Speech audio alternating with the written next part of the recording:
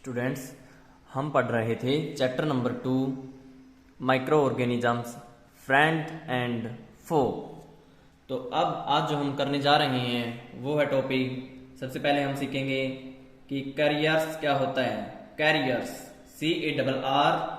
CARRIERS, ये carriers क्या होता है। ये वो एनिमल्स होते हैं या फिर इंसेक्ट्स होते हैं जो बीमारी फैलाने वाले जीव हैं, सूक्ष्म जीव हैं, उनको लेकर जाते हैं, उनको कैरी करते हैं। कैरियर्स किनको बोलते हैं?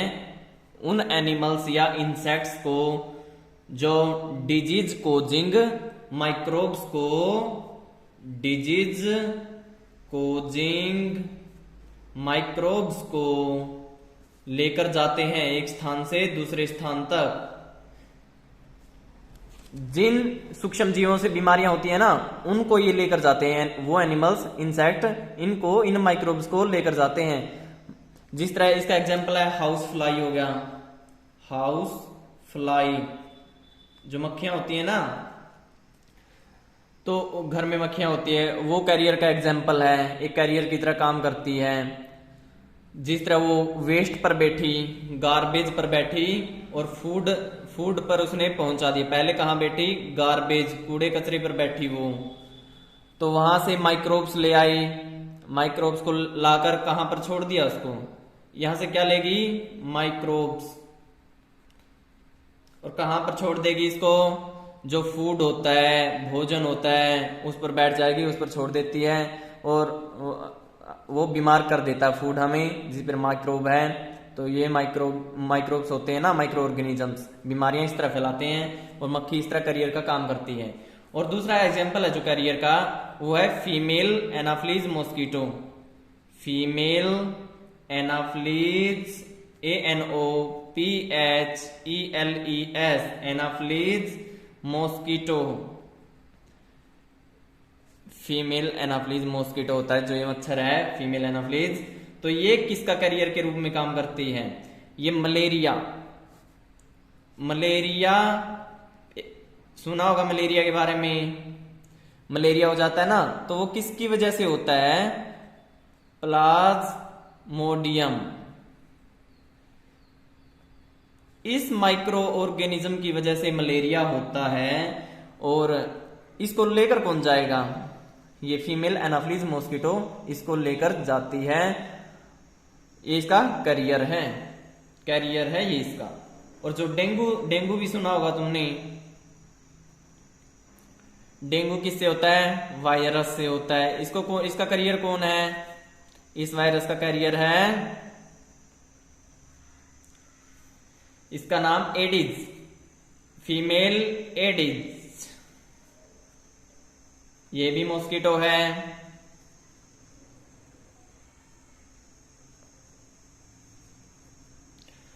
तो ये जो हमने डिस्कस किए हैं, कैरियर्स कर रहे हैं, ऐसे एनिमल्स या इंसेक्ट होते हैं जो उन माइक्रोब्स को लेकर जाते हैं जिनसे बीमारियां होती हैं।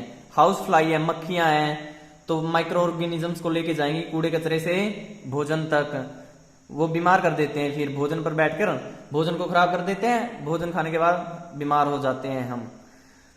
फीमेल एनाफ्लीज मॉस्किटो है, ये मलेरिया, इसकी वजह से मलेरिया होता है। मलेरिया कैसे होगा? ये मलेरिया जिस माइक्रोब से होता है ना, उसको लेकर आती हैं, ऐसे होगा। ये कैरियर का काम करती है, कैरियर का काम करती है प्लाज्मोडियम के लिए, कैरियर का काम ये करती है। डेंगू किसकी वजह से होगा? वायरस की वजह से होगा। उस वायरस को कौन लेकर आएगा? कहां से कौन लेकर आता है? फीमेल एडिज मॉस्किटो है, ये मच्छर कैरियर का काम करता है डेंगू वायरस के लिए। अब उसके बाद स्टूडेंट्स जो हम पढ़ने जा रहे हैं फूड पॉइजनिंग के बारे में। फूड पॉइजनिंग क्या होती है? फूड पॉइजनिंग देखिए, फूड पॉइजनिंग का मतलब क्या होता है कि भोजन होता है ना, जो मान लो कहीं फंक्शन में गए या फिर घर पे ही खा लिया, कई बार वो मीटिंग आ जाती है, खाने के बाद थोड़ी देर बाद वो मीटिंग आ जाती है, उल्टी आ जाती है। तो वो क्यों आती है? हो सकता है कि वो किसी माइक्रोब ने स्पॉइल कर रखा हो, किसी माइक्रोब ने, सूक्ष्म जीव ने वो भोजन स्पॉइल कर रखा हो, किसको, फूड को, उस फूड को, भोजन को किसी माइक्रो ऑर्गेनिज्म ने उस पर बैठकर उसको खराब कर रखा हो और वही हम खा लें तो वो मीटिंग आ जाती है, तो डॉक्टर बोलता है कि फूड पॉइजनिंग होगी, इस तरह बोलता है ना, फूड पॉइजनिंग हो गई है। तो उसके बाद इनसे बचाने के लिए, माइक्रोब से भोजन को बचाने के लिए ताकि खराब ना करे, तो क्या करते हैं, फूड का प्रिजर्वेशन करते हैं, फूड का प्रिजर्वेशन करते हैं, प्रिजर्वेशन, फूड को प्रिजर्व करते हैं, संरक्षण करते हैं भोजन को। भोजन का संरक्षण क्या है, फूड प्रिजर्वेशन क्या है, माइक्रोब से भोजन को खराब होने से बचाना, भोजन को खराब होने से बचाना। अब ब्रेड खुले में छोड़ दोगे तो उसका पॉलीथीन खोल के, पन्ना खोल के उसका ब्रेड का, तो ब्रेड खराब हो जाएंगे, तो उसको बचाना होता है, फंगस लग जाती है उस पे, तो उसको बचाने को क्या बोलेंगे, फूड प्रिजर्वेशन। जो भी भोजन है उसको माइक्रोब से बचाने के प्रोसेस को क्या बोलेंगे, फूड प्रिजर्वेशन। तो ये किस तरह करते हैं, बहुत सारे मेथड होते हैं। तो जिन चीजों का भोजन बचाने में यूज होता है उनको बोलते हैं प्रिजर्वेटिव्स, प्रिजर्वेटिव्स। जिन चीजों का यूज होता है भोजन को बचाने में तो उनको प्रिजर्वेटिव्स बोलते हैं। सोल्ट्स हो गए या फिर एडिबल ऑयल्स हैं, खाने योग्य एडिबल ऑयल्स। तो ये केमिकल्स हैं जिनका प्रिजर्वेटिव के रूप में यूज किया जाता है। अब इसके बाद जो और क्या क्या मेथड है, कैसे कैसे हम भोजन को बचा सकते हैं, कौन से भोजन को कैसे बचा सकते हैं वो देखिए। सबसे पहले preservation by common salt, preservation by common salt, जो नमक होता है, साधारण नमक, टेबल सॉल्ट। तो कॉमन साल्ट जो नमक के द्वारा हम कौन से भोजन को बचा सकते हैं। जो लोग मांस वगैरह खाते हैं, मीट खाते हैं या फिर फिश खाते हैं, मछली खाते हैं, मछली लेते हैं वो खाने में, तो इनको मीट को, फिश को कैसे बचा सकते हैं, कॉमन साल्ट के द्वारा। कॉमन साल्ट एक मेथड है। और आंवला है, आंवले को भी कॉमन साल्ट से बचा सकते हैं। मैंगोज हो गए, और भी बहुत सारे एग्जांपल्स हो सकते हैं। अब ये तो पहला था कॉमन साल्ट से कैसे बचा सकते। अब बाय शुगर, शुगर से कैसे बचा सकते हैं किसी भोजन को, शुगर का यूज करके। जो जैम्स होते हैं, जैम्स होते हैं, स्क्वैशिज होते हैं, जैम सुना होगा ना, ब्रेड पर रखकर कभी खाया हो, तो फ्रूट को शुगर के साथ मिला देते हैं, जैम बन जाता है। स्क्वैशिज शरबत वगैरह होता है। तो उनको कैसे बचा सकते हैं, माइक्रो ऑर्गेनिजम्स के अटैक से शुगर के साथ, शुगर बचा सकती है उनको। जो माइक्रो ऑर्गेनिजम्स होते हैं ना, इनको खराब कर देंगे, जैम्स को, स्क्वैशिज को, शरबत को। और ये जैम होते हैं ना जो आपने खाया होगा कभी, तो इनको बचाना है किससे, माइक्रोब से। तो कैसे, शुगर की सहायता से बचाएंगे। मीट, फिश, आंवला, मैंगोज वगैरह को किससे बचाना है, माइक्रो ऑर्गेनिज्म से। वो कैसे बचाएंगे, कॉमन साल्ट का यूज करके।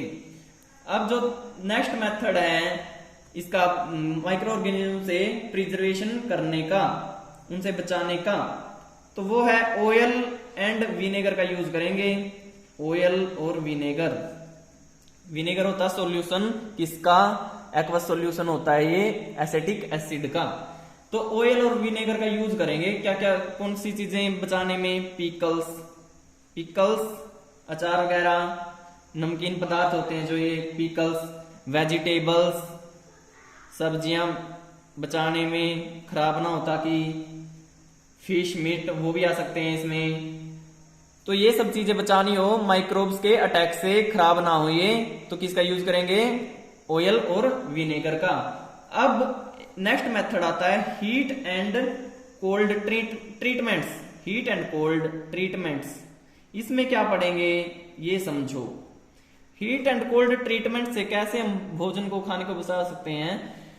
इसमें सबसे पहले तो गर्म करना होता है, कोई चीज हीट करनी होती है गर्म, फिर उसको एकदम से ठंडा करना होता है।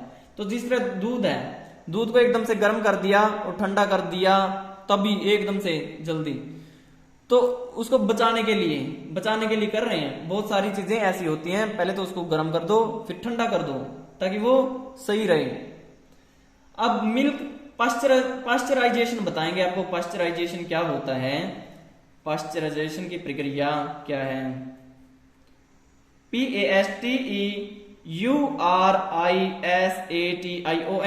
पाश्चराइजेशन स्टूडेंट्स, ये एक प्रोसेस है। क्या करने की प्रोसेस है, जो मिल्क होता है ना, मिल्क को हीट किया जाता है। क्या किया जाता है, हीट। कितने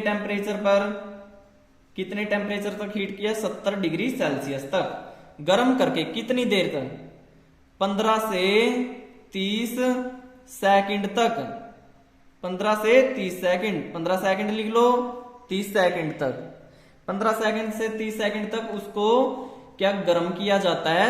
इतने टेम्परेचर पर कितना टेम्परेचर पहुंच जाता है तब तक टाइम है 15 से 30 सेकंड।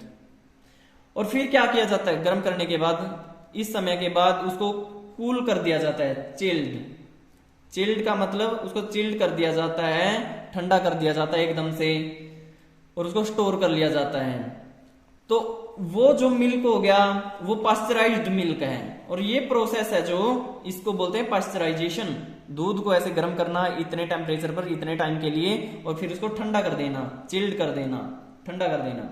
तो इस प्रोसेस को बोलते हैं पाश्चराइजेशन। तो अब जो ये किया क्यों है, ये देखिए, it prevents the growth of microbes, it prevents the growth of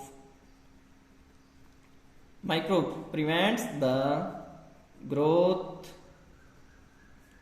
of microbes,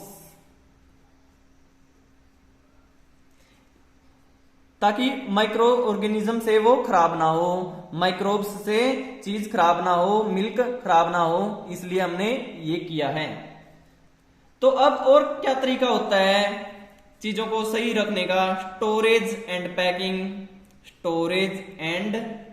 packing, ये तरीका है। स्टोरेज एंड पैकिंग में क्या होता है कि बहुत सारी चीजें हैं ना, पैक कर दी जाती हैं, सील कर दी जाती हैं, वो पैक कर दी जाती हैं। कई बार आपने देखा भी होगा, चिप्स के पैकेट हैं या कोई और खाने की चीज है, पैकेट में बंद होती है, अच्छी तरीके से बंद कर दी जाती है ताकि वो खराब ना हो। तो इस तरह पैक करके चीजों को अच्छी तरह से पैक करके स्टोर करके उनको हम खराब होने से बचा सकते हैं। स्टूडेंट ये ध्यान में रखना, समझना तुमने ये।